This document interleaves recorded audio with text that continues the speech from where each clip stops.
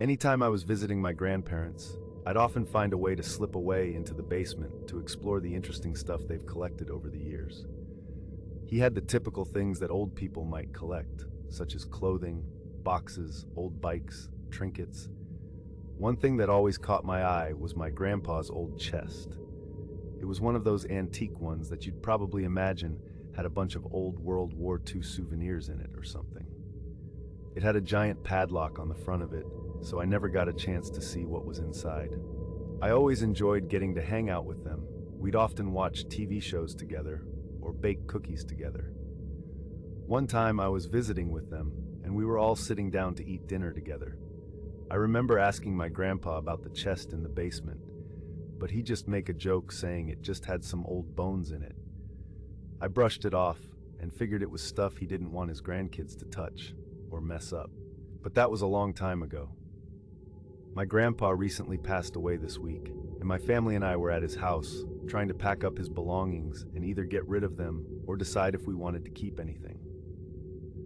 We sifted through dusty boxes of old photographs, mismatched china, and forgotten toys that had once brought joy to the family, deciding what to sell, what to donate, and what to toss.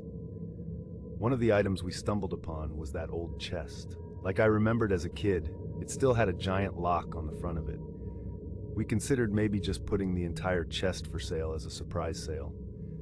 You know, a you get what you get type of thing. But eventually my dad decided to just try and open it and see if anything valuable was inside it. We all gathered around the chest in anticipation as he tried to cut the lock off.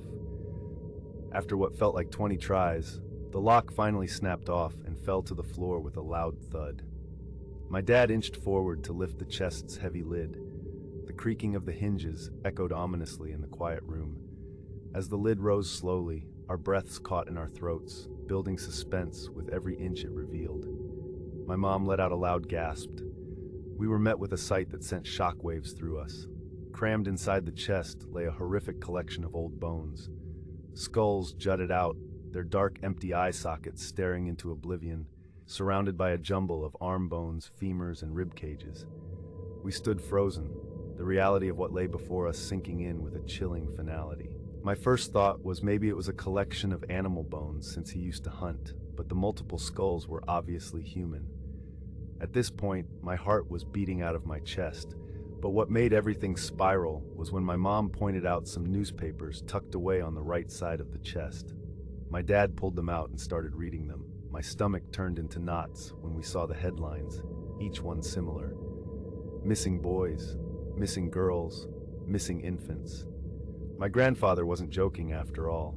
It was filled with a bunch of old bones. What I had thought were the playful hands of a loving man, once filled with warmth and stories, had become the chilling relics of darkness. All this time, he had been secretly kidnapping and murdering children, their bones hidden away in this chest. A wave of grim realization washed over me, mingling with a deep, gnawing regret. I was glad my grandpa was dead, yes, but that relief was overshadowed by an aching wish that we had opened that chest. In an instant, every joyful laugh, every loving embrace I once cherished turned to ash. I longed for the man who had told me stories and shown me the stars, not realizing until today that the man I loved had been a monster hiding in plain sight.